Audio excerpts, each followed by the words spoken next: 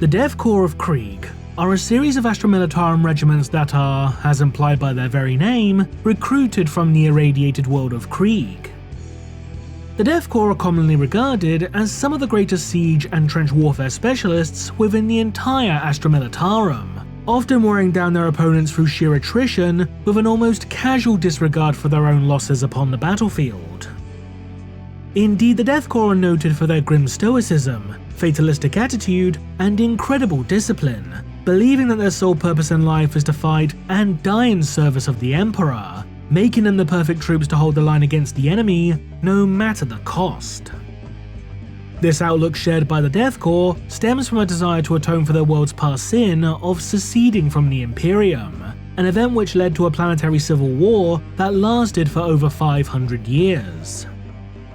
This war would ultimately result in the entire world being subjected to a prolonged nuclear bombardment, which scoured the surface of Krieg of all life, with Colonel Yehya, the loyalist commander who had ordered the attack, famously declaring that if Krieg cannot belong to the Emperor, then it would belong to nobody. While the desolation of Krieg would not in and of itself bring an end to the war, the Separatists would eventually be defeated, and the world reintegrated into the Imperial fold. However, the severity of the Krieg Civil War had utterly devastated much of the world's industrial and manufacturing capabilities, resulting in Krieg's sole export of value being that of sheer manpower. As a result, when Departmentum Unitorum envoys travelled to Krieg to discover the reason as to why the world had fallen behind in paying its tithes, Krieg officials would present them Unitorum with 20 fully raised regiments of battle-hardened guardsmen which were ready for immediate deployment. Since then, the world of Krieg will supply upwards of 50 million soldiers per year for the sole purpose of being inducted into the Imperial Guard. In order to consistently meet such a high demand for soldiers, the people of Krieg will frequently make use of devices known as Vitae Wombs, the implementation of which effectively allowing them to mass-produce recruits for the Astra Militarum. While the use of these Vitae Wombs is viewed by many throughout the Imperium, particularly by the biologists of the Adeptus Mechanicus, as being both abhorrent and dangerous, the Departmentum Unitorum would nonetheless agree to both sanction and even enforce their use, allowing Krieg to produce troops at a significantly faster rate than other Militarum worlds. However, because these Vitae Wombs allow regiments of the Death Korps to be raised so quickly, some have speculated as to whether the majority, if not the entirety of Krieg's soldiery, is comprised of clones. But is there any truth to such claims? Are the Death Korps of Krieg nothing more than, for lack of a better term, an army of clones? The idea of the Death Korps making extensive use of clones, or as such beings are otherwise known, replicae, is not entirely unprecedented, as there have been a number of instances throughout the Imperium's history where the act of cloning, whilst considered by most to be heretical, was proposed in order to quickly raise vast numbers of troops or replenish battlefield losses. A particularly notable example of this is shown within the novel Red Fury, in where a sanguinary priest named Casus proposes the use of replication as a way for the Blood Angels chapter of the Adeptus Astartes to quickly recover from the losses incurred during the short but bloody civil war known as the Archaeo-Insurrection.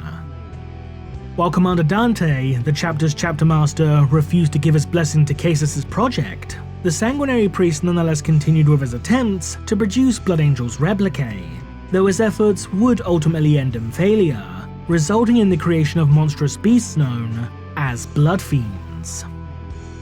Another possible example of replication is detailed within the novel Annihilation Squad, with an Astra Militarum soldier named Laurie, who, along with her siblings, was said to have been bred from the seed of the legendary Lord Solar Macarius himself, although there is admittedly some debate as to whether Laurie and her kin were indeed truly clones of Macarius, or if they were instead something more akin to lab-grown offspring.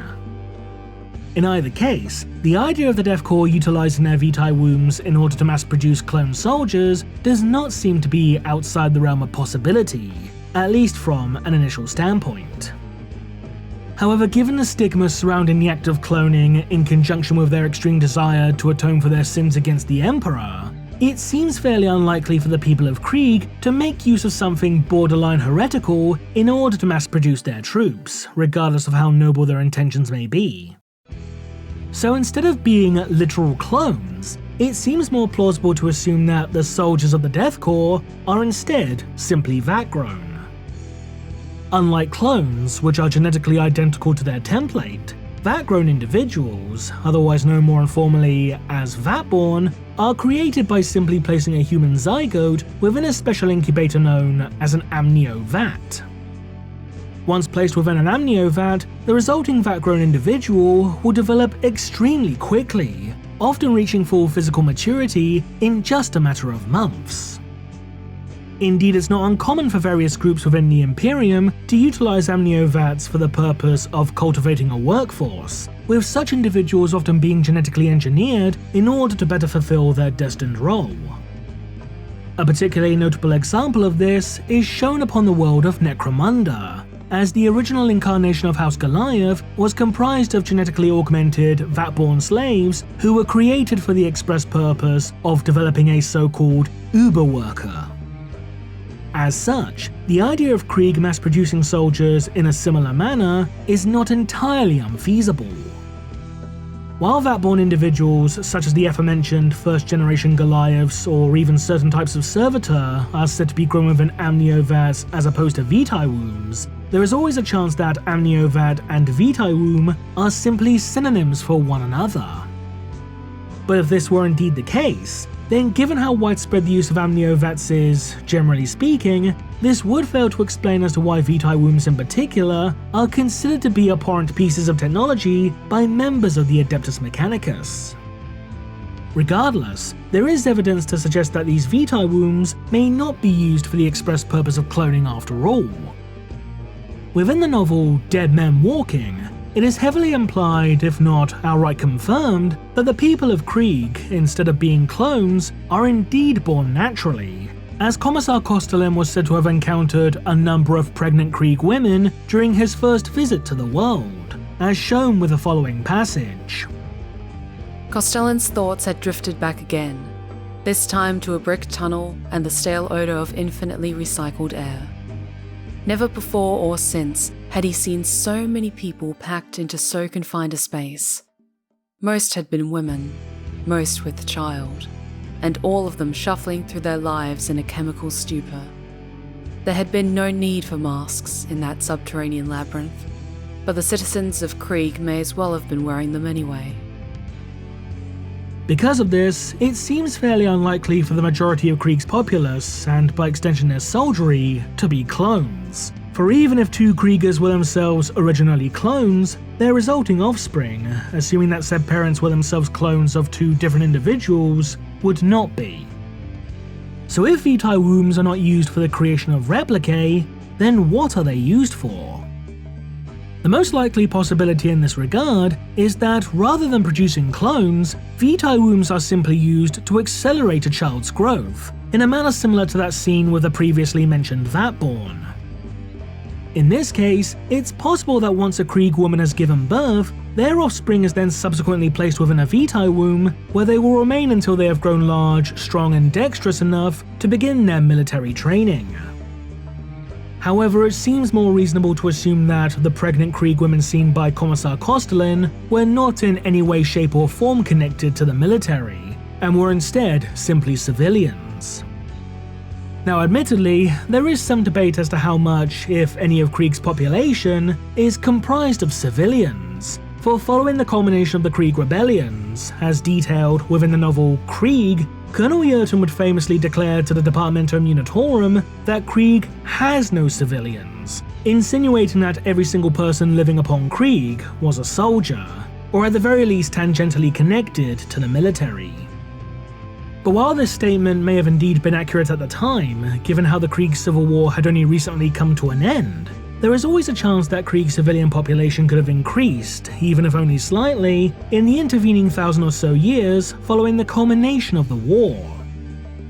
After all, even if the majority of Krieg's population is destined to serve within the Imperial Guard, the world will still need a figurative army of workers to produce enough weapons, munitions and uniforms in order to meet the demands of the Death Korps.